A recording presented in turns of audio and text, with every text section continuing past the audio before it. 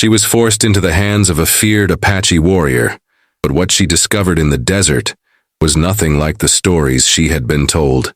Thank you so much for watching and for all your comments. Let me know at the end if you liked the story, and where you're watching from and why you're following this. The scorching Arizona sun beat down mercilessly on the wooden structures of Fort Bowie in the summer of 1873. Elizabeth Crawford stood motionless as the stagecoach that had delivered her to this desolate outpost disappeared in a cloud of dust.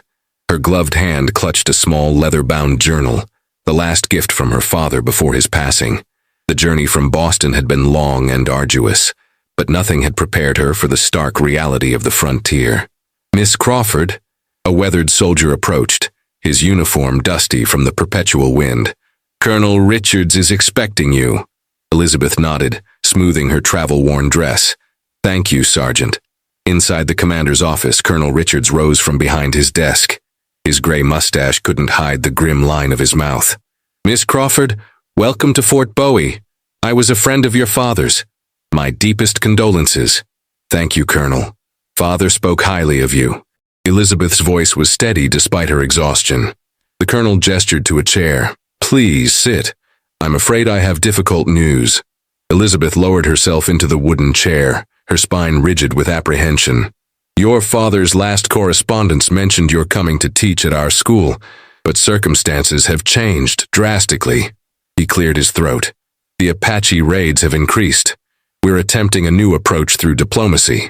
Elizabeth's brow furrowed. "I don't understand what this has to do with my teaching position. Chief Goyathle has agreed to peace talks, but he demands assurance of our good faith." The colonel's eyes didn't meet hers. "He requires a woman of status from our side to live among his people." Elizabeth felt her blood run cold.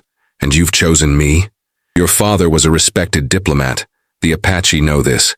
They believe his daughter would be a valuable guest." "You mean hostage," Elizabeth whispered. "We prefer to call it a cultural exchange." The colonel finally met her gaze. "You'll be under the protection of Swift Hawk, Goyathle's most trusted warrior." Elizabeth stood abruptly. "This is absurd. I came to teach children, not to be handed over to—" "Miss Crawford," the colonel interrupted. "Dozens of lives hang in the balance. This temporary arrangement could prevent a war." Elizabeth turned toward the window, watching soldiers drill in the dusty yard. "How temporary?" 6 months. Just until the treaty is finalized. 6 months among a people she knew only from frightening newspaper accounts. 6 months with a warrior called Swift Hawk. "When would I leave?" she asked, her voice barely audible. "Tomorrow at dawn. Swift Hawk himself will escort you to their camp." That night, Elizabeth barely slept. She sat by the small window of her quarters, watching the stars wheel overhead, so much brighter here than in Boston.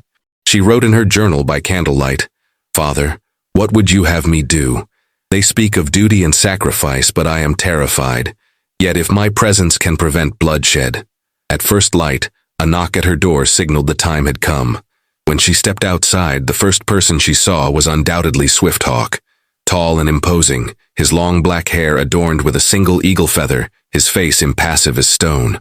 Unlike what she'd imagined, he wore a combination of traditional Apache clothing and items clearly traded with white settlers. A cotton shirt beneath a traditional vest adorned with intricate beadwork. "Miss Crawford," Colonel Richards said formally. "This is Swift Hawk, son of Chief Goyathle." Son of the chief, this detail hadn't been mentioned before. Swift Hawk studied her with dark, penetrating eyes. "The woman teacher," he said in perfect English that caught Elizabeth by surprise. "My father awaits." Elizabeth straightened her shoulders, clutching her small bag of possessions. "I am ready." As Swift Hawk helped her onto a dappled mare, his hand steady beneath her elbow, she caught a glimpse of something unexpected in his eyes. Not cruelty, but a profound weariness that mirrored her own. The journey into Apache territory was silent and tense. Elizabeth observed Swift Hawk as they rode. His movements were fluid and precise, his awareness of their surroundings constant. When they stopped to water the horses by a small creek, he spoke without looking at her. "You are afraid." It wasn't a question, but Elizabeth answered anyway. "Yes." "Good." He finally turned to her. "Fear keeps people alive in dangerous times." "Is that what these are? Dangerous times?" Swift-Hawk's expression softened almost imperceptibly. For both our peoples, yes. As they continued their journey, Elizabeth began to see the land through new eyes, not as the barren wasteland she'd first perceived, but as a place of subtle beauty and hidden life. Swift-Hawk pointed out medicinal plants, signs of water, and once silently indicated a family of deer watching them from a distance. When they crested a hill at sunset, Elizabeth caught her first glimpse of the Apache camp nestled in a protected valley. Smoke rose from cooking fires. Children played among the wickiups and women worked at various tasks. It was nothing like the savage encampment she had imagined. "Welcome," Swift-Hawk said quietly, "to my home." The Apache camp came alive with activity as Swift-Hawk and Elizabeth approached. Women paused in their work, children stopped their games, and warriors stood alert, their hands never far from their weapons. Elizabeth felt dozens of eyes examining her, curious, suspicious, and in some cases openly hostile. Swift-Hawk dismounted first, then helped Elizabeth down from her horse. His strong hand steadied her as her feet touched the unfamiliar ground. "Stay close," he murmured. "Do not show fear." "I thought you said fear keeps people alive," Elizabeth whispered back. The faintest hint of a smile touched Swift-Hawk's lips. "Not here, not now." He led her through the camp toward the largest wickiup, where an older man sat outside, his face deeply lined by sun and years. Though his hair was streaked with gray, his posture remained proud and unyielding. This could only be Chief Goyathle, known to the white settlers as Geronimo. Swift-Hawk spoke in Apache, gesturing toward Elizabeth. The chief listened, his dark eyes never leaving Elizabeth's face. Finally, he nodded and responded in English. "Daughter of Crawford. Your father spoke with a straight tongue when others brought crooked words. We will see if his daughter is the same." Elizabeth curtsied slightly, a Boston reflex that felt immediately out of place. "I am honored by your hospitality, Chief Goyathle." "Hospitality?" A harsh female voice spoke from behind her. "You call being forced to take in a white woman hospitality?" Elizabeth turned to see a beautiful Apache woman, perhaps a few years older than herself, glaring at her with undisguised contempt. "Mourning dove," Swift-Hawk said sharply. "This was decided by the council, by men who do not have to watch her every moment." Mourning dove retorted, "By men who do not understand what she represents." Chief Goyathle raised his hand, and Mourning dove fell silent, though her eyes still smoldered with resentment. "My son's sister speaks from pain," the chief explained. "Her husband and child were killed by soldiers last winter." Elizabeth's heart constricted. "I am sorry for your loss," she said to Mourning Dove.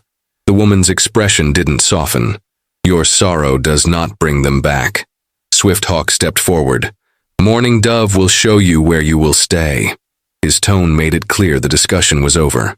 The wickiup assigned to Elizabeth was small but clean, with soft hides covering the floor, and a small fire pit in the center. Mourning Dove tossed a bundle of blankets inside. "These will keep you warm at night. The desert grows cold when the sun sleeps." Elizabeth nodded her thanks. "May I ask you something?" Mourning Dove crossed her arms. "Ask." "What does Swift-Hawk mean when spoken in Apache?" A flicker of surprise crossed the woman's face. "His name is Tsegosini. It means chasing hawk." "Not Swift-Hawk?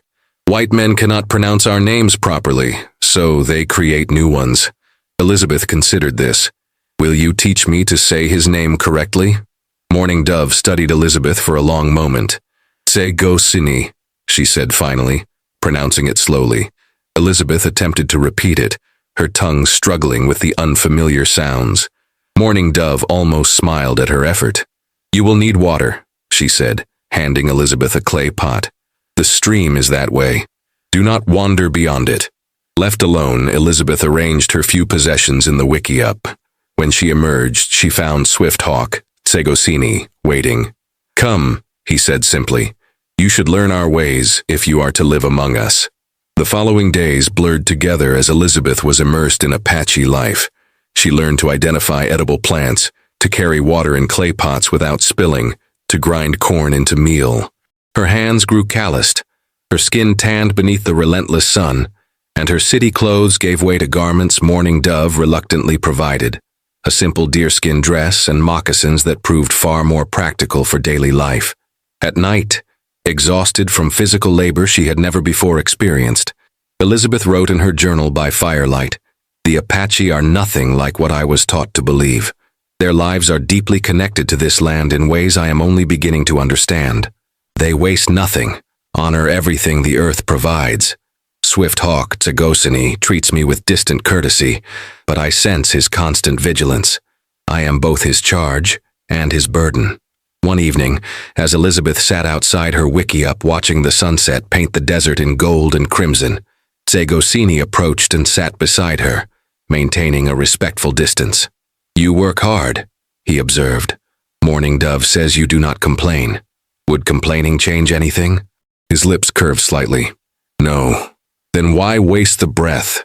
Elizabeth looked at her hands, now rough and stained from plant dyes. "Besides, I'm learning." "What have you learned?" Elizabeth considered the question carefully. "That everything I thought I knew about the Apache was wrong. That this land, which seemed so hostile, is alive with possibilities if you know where to look." She paused. "That your people laugh and love their children and grieve their losses just as mine do." Tsegosini was silent for a long moment, watching the darkness gather around them. "Tomorrow," he said finally, "I will show you something." At dawn, Tsegosini led Elizabeth to a small canyon not far from the camp. They traveled on horseback, and Elizabeth noted with some pride that her riding had improved considerably since her arrival. They dismounted at the entrance to the canyon, securing the horses to a stunted juniper tree. "This place is sacred to my people," Tsegosini explained as they walked. "Few white eyes have ever seen it." The narrow path opened into a hidden grotto, where a small spring bubbled from the rock face, creating a pool of startling clarity. The walls around them were covered with ancient paintings, handprints, animals, spirals, and human figures engaged in hunting and ceremonies. "Our ancestors spoke to the spirits here," Tsegosini said quietly. "They left their stories for us to remember." Elizabeth approached the wall reverently, not touching, simply absorbing the power of the images. "How old are these?" "Older than anyone can say. My grandfather's grandfather saw them as a child." They sat by the pool in comfortable silence as the morning light shifted and danced across the water. Elizabeth felt a strange peace settle over her, a sense of being exactly where she was meant to be, despite all the circumstances that had brought her here. "Why did you bring me to this place?" she asked finally. Tsegosini met her eyes directly. "So you would understand what we are fighting to protect. Not just land, but our memory, our spirit." As they rode back to camp, something had shifted between them. A tentative bridge across a chasm of cultural difference and historical pain. Neither mentioned it, but both felt the change as clearly as the wind on their faces. When they returned, however, the camp was in upheaval. Riders had arrived with news. Soldiers had been spotted less than a day's ride away, moving toward Apache territory despite the peace negotiations. As Elizabeth watched Tsegosini confer urgently with his father and other warriors, Morning Dove appeared at her side. "Now we will see where your loyalties truly lie, Boston woman," she said grimly. Tensions in the camp mounted as night fell. Warriors gathered around the council fire, voices rising and falling in heated debate. Elizabeth watched from the shadows, understanding little of their language but reading volumes in their gestures and expressions. Tsegosini stood beside his father, his face stoic, but his eyes alive with intensity as he addressed the gathering. Morning Dove approached, offering Elizabeth a wooden bowl of stew. "Eat," she said curtly. "Tomorrow may bring hunger." "What's happening?" Elizabeth asked, accepting the food. "What are they saying?" Morning Dove glanced toward the council. "Some believe we should break camp tonight, move deeper into the mountains. Others want to send warriors to meet the soldiers, to learn their purpose. And Tsegosini? What does he believe?" A flicker of something, pride perhaps, crossed Morning Dove's face. "My brother counsels patience. He reminds them of the peace talks, of promises made." Elizabeth set down her bowl. "I should speak with them. If the soldiers are coming because of me." "No." Morning Dove's hand clamped firmly around Elizabeth's wrist. "This is men's business. Besides, your words hold no weight here." But as the council dispersed, Tsegosini sought Elizabeth out, finding her by the small fire outside her wickiup. "The soldiers approach from the south," he said without preamble. 10 men, perhaps more. "What will you do?" "I will ride out at dawn with 4 warriors. We will learn their purpose without being seen." Elizabeth leaned forward. "Let me come with you." Segosini's eyebrows rose. "Why would I do this? If they're looking for me, I could speak with them, explain that I'm here willingly, that the peace talks must continue." "Are you?" he asked, his voice suddenly quiet. "Here willingly?" The question caught Elizabeth off guard. Was she? She had come under duress, a sacrifice to prevent violence. Yet in these weeks among the Apache, something had shifted. Her fear had given way to understanding, even to moments of unexpected joy. "I am now," she answered honestly. Segosini studied her face in the firelight as if searching for deception. Whatever he saw seemed to satisfy him. "Be ready before first light," he said finally. "Wear what Morning Dove gave you. White clothing shines like a beacon in the desert." Sleep evaded Elizabeth that night. She wrote in her journal by the dying embers of her fire, "Tomorrow I may stand between 2 worlds, belonging fully to neither. I find myself caring deeply about the future of the Apache people, their dignity, their right to their ancestral lands. Yet I cannot forget the faces at Fort Bowie, ordinary men and women also seeking to build lives in this harsh territory. Is there truly no path where both may walk in peace?" Before dawn, Elizabeth dressed in the Apache clothing, braided her hair tightly, and tucked her father's compass into the small pouch at her waist. Outside, she found Segosini waiting with the horses and 4 warriors whose names she had learned: Stone Calf, Running Elk, Night Walker, and Young Eagle Feather, barely 18 summers, but already renowned for his tracking skills. They rode in silence as the landscape gradually revealed itself in the gray pre-dawn light.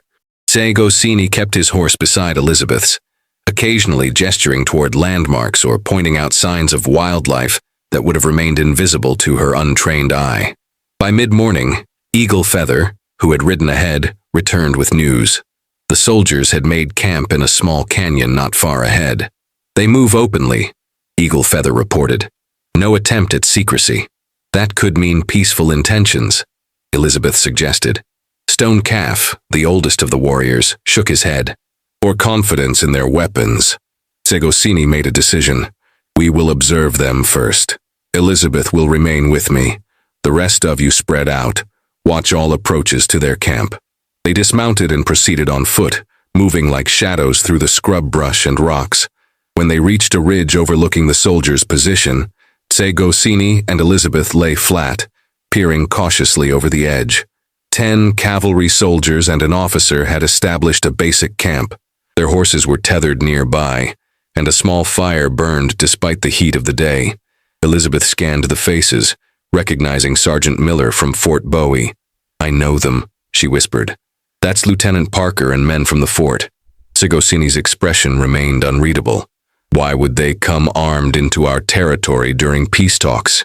"I don't know, but Lieutenant Parker is a reasonable man. Let me speak with him." Segosini hesitated, then nodded once. "I will go with you.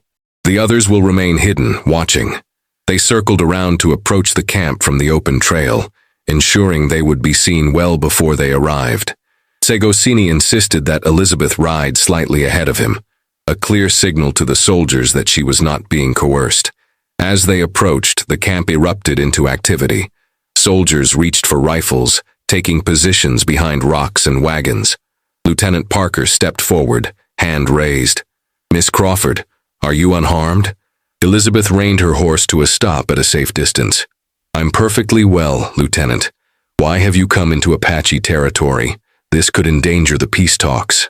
The lieutenant's eyes darted to Segosini. "We received information that you were being mistreated, possibly held against your will. Colonel Richard sent us to verify your safety. As you can see, I'm quite safe." Elizabeth straightened in her saddle. "Who gave you this information?" "A trader who passed through the area claimed to have seen you performing slave labor, appearing ill." Elizabeth laughed outright. "I've been learning their ways, Lieutenant. Yes, I work hard, as do all the women in the camp, but I've been treated with respect." Lieutenant Parker seemed relieved yet confused by her appearance and demeanor. "Then you don't wish to return with us to the fort?" The question hung in the air. Elizabeth felt Segosini's eyes on her, waiting for her answer. No, Lieutenant. The arrangement was for 6 months. I intend to honor that commitment. The officer frowned. Miss Crawford, may I speak with you privately? Anything you wish to say to me can be said in front of Segosini. He is Chief Goyathle's son and my protector. Very well. The lieutenant straightened. We've had reports of Apache raiders striking settlements to the north. 3 families killed, livestock stolen. Segosini moved his horse forward. Not my father's people. We have kept the peace. Can you speak for all Apache bands? Lieutenant Parker challenged. No more than you can speak for all white men, Segosini replied evenly. But I know my father's word is solid as stone. Elizabeth intervened. Lieutenant, please return to Fort Bowie with assurances that I am well and that Chief Goyathle's band remains committed to peace. If raiders are striking settlements, they are not from this group. The lieutenant hesitated, then finally nodded. I'll convey your message, Miss Crawford, but Colonel Richards expects your return by the agreed date. As the soldiers broke camp and prepared to depart, Segosini and Elizabeth remained to ensure they truly headed back toward Fort Bowie. Standing together on the ridge, watching the dust cloud recede, Elizabeth felt a curious mixture of relief and apprehension. You surprised me today, Segosini said quietly. How so? You chose to stay when offered freedom. Elizabeth turned to face him. Is that how you see it? That I'm not free among your people? His dark eyes searched hers. Aren't you a hostage for peace? I was, she admitted. But now I'm something else. A bridge, perhaps, between 2 worlds that understand each other too little. As they rode back toward the Apache camp, something profound and unspoken hung between them, a recognition that transcended the circumstances that had brought them together. That evening, as the story of their encounter with the soldiers spread through the camp, Elizabeth noticed a subtle shift in how the Apache regarded her. Where before there had been suspicion or mere tolerance, now there were nods of acknowledgement, even small gestures of acceptance. Mourning Dove brought her a gift, a beautifully beaded bracelet of blue and white stones. For choosing to stay, she said simply, helping Elizabeth tie it around her wrist. Later, as twilight deepened, Segosini found Elizabeth outside her wiki-up, writing in her journal. The stars are clear tonight, he said, gesturing upward. Would you walk with me? Elizabeth accepted Segosini's invitation with a nod, tucking her journal safely inside her wiki-up. They walked in companionable silence beyond the perimeter of the camp, climbing a gentle slope that offered a view of both the Apache encampment below and the vast canopy of stars above.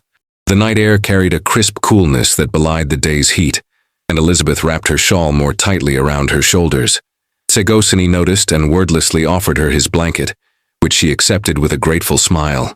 Your people have names for the stars, she observed, looking upward. As do yours, he replied, settling beside her on a flat rock. Show me yours. Segosini pointed toward the northern sky. There is Nahukos, the Big Dipper. We call it the male one who revolves. And there, his hand shifted, is the female one who revolves. The Little Dipper, Elizabeth translated, following his gesture. In Boston, the stars seem dimmer, less significant somehow. In the city, man believes he has conquered nature with his buildings and machines, Segosini said. Here, the stars remind us of our true place. Elizabeth considered his words. Yet your people read the stars, used them for navigation and seasons. Is that not also mastery in its way? Segosini smiled, genuinely impressed by her insight. Not mastery, partnership. We do not command the stars. We learn their language. They sat in silence for a time, watching the slow wheel of the heavens. Elizabeth felt a profound sense of peace she hadn't experienced since childhood, a feeling of being exactly where she belonged in the vast pattern of existence. The soldiers will not be the last to come, Segosini said finally, his voice somber. No, Elizabeth agreed. More settlers arrive each month. The government pushes westward. And my people are in the way. Elizabeth turned to face him. It doesn't have to mean war. What alternative is there? The white man's hunger for land never ends. Education, Elizabeth said firmly. Understanding, if both sides could see the humanity in each other as I've come to see it here. You are unusual among your kind, Sagosini observed, as you are among yours. Their eyes met, and something unspoken passed between them. Recognition of kindred spirits caught in the tumult of historical forces beyond their control. I have decided, Sagosini said suddenly, to travel to Fort Bowie myself, to speak directly with Colonel Richards. Elizabeth's eyes widened. Is that wise? You would be at their mercy, as you have been at ours. His expression softened.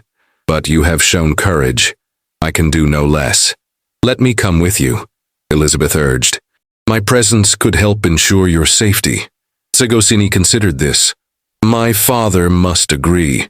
We will speak with him tomorrow. The following morning they approached Chief Goyathle as he sat outside his wickiup, smoking a long pipe in contemplation. Elizabeth remained respectfully silent as Sagosini presented their proposal in Apache.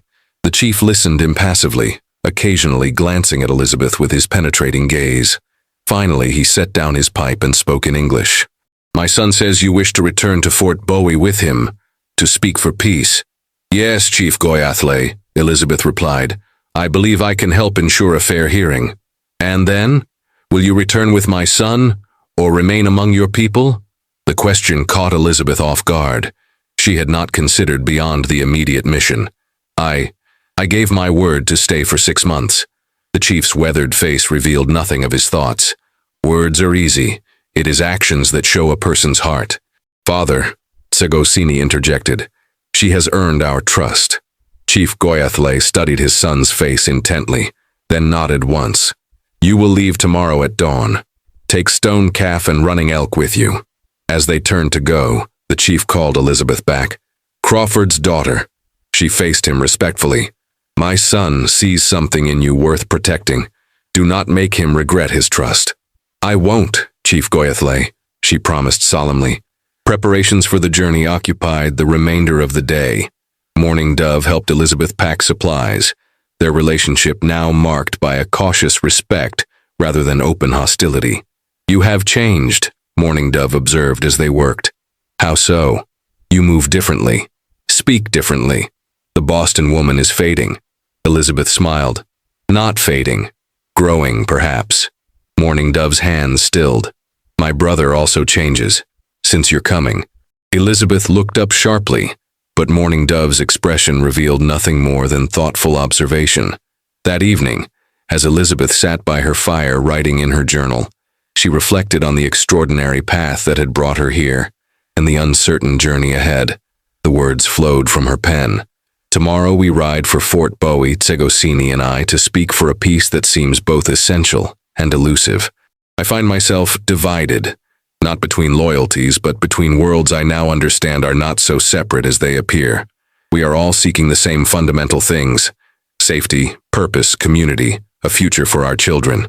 How strange that it took my captivity to make me truly free to see this truth. The journey to Fort Bowie took 2 days. They traveled cautiously, aware that not all who roamed the territory, white or Apache, respected the fragile peace they sought to strengthen. Stone Calf and Running Elk scouted ahead and behind, watching for signs of danger, while Sagosini and Elizabeth rode side by side, their conversations ranging from practical matters of survival to deeper questions of philosophy and purpose. Your writing, Sagosini asked during a brief rest.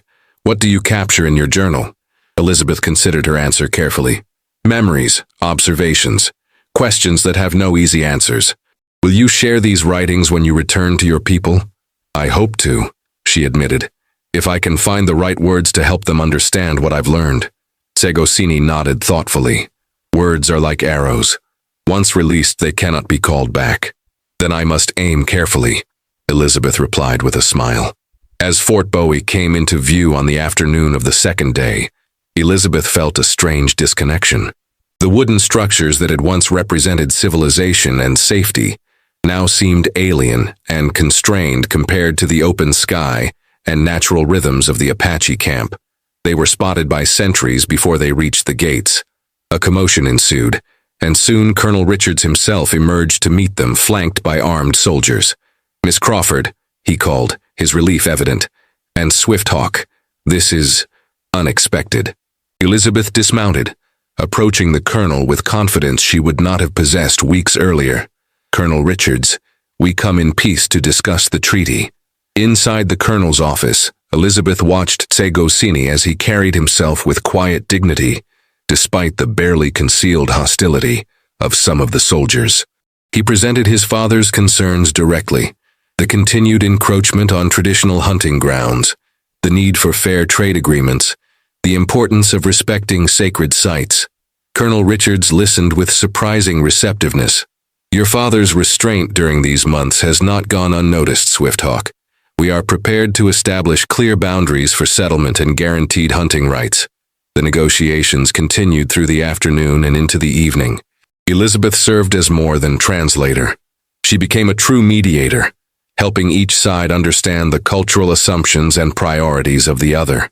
As the meeting concluded, Colonel Richards addressed Elizabeth directly. Miss Crawford, your father would be proud of your diplomacy today. Will you be remaining with us now at the fort? Elizabeth felt Tsegosini's eyes on her as she answered. No, Colonel. I gave my word to stay for 6 months. Half of that time remains. Later, as they prepared to depart the following morning, Elizabeth found Tsegosini standing alone at the edge of the fort, watching the sunset. You could have stayed, he said without turning. No one would have stopped you. I know. She moved to stand beside him. But my place is with you now, with your people. He turned to face her, the setting sun casting his features in gold. And after, when the 6 months end, Elizabeth reached for his hand, a gesture that would have been unthinkable weeks before. I don't know what the future holds, but I know that my understanding of the world has expanded beyond returning to the life I once knew. Perhaps, Tsegosini said softly, his fingers entwining with hers. There is a path neither of us has seen before, one we might walk together. The journey back to the Apache camp was lighter somehow, filled with a sense of possibility. The preliminary agreement they carried promised a reprieve from violence, a chance for understanding to grow. As they approached the camp on the 3rd day, they were met by a rider, Eagle Feather, his face alight with joy. Come quickly, he called. There is celebration. They entered the camp to find the entire community gathered in the central clearing. Chief Goyatle stood waiting, his face solemn but his eyes warm. Beside him stood Mourning Dove, holding something in her arms. My son returns with good news, the chief announced as they dismounted. And on this same day, new life begins. Mourning Dove stepped forward, revealing a newborn infant wrapped in a blanket of soft rabbit fur. My sister's child, she explained to Elizabeth, born as the sun rose this morning. The timing seemed prophetic. A new agreement, a new life, a new beginning. As Elizabeth was drawn into the celebration, welcomed not as an outsider, but as one who had earned her place among them, she caught Tsegosini's gaze across the gathering. His smile, rare and genuine, spoke of possibilities neither had dared to imagine when they first met. That night, beneath a canopy of stars, Elizabeth wrote the final entry in her journal. They forced me to live with the most ruthless Apache warrior, or so I believed. Instead, I found a man of principle and vision, a people of dignity and wisdom, and a love I never expected. Not just for Tsegosini, though my heart has chosen its path there, but for a way of life that honors the earth and all its creatures. Whatever comes next, whether I remain here or find some middle path between two worlds, I am no longer the woman who stepped off that stagecoach. I am stronger, wiser, and finally, truly free. As she closed her journal, a shadow fell across the entrance to her wickiup. Tsegosini stood there, his expression open and unguarded for the first time since they'd met. May I join you? He asked softly. Elizabeth smiled and moved aside, making room by her fire for the future they would build together.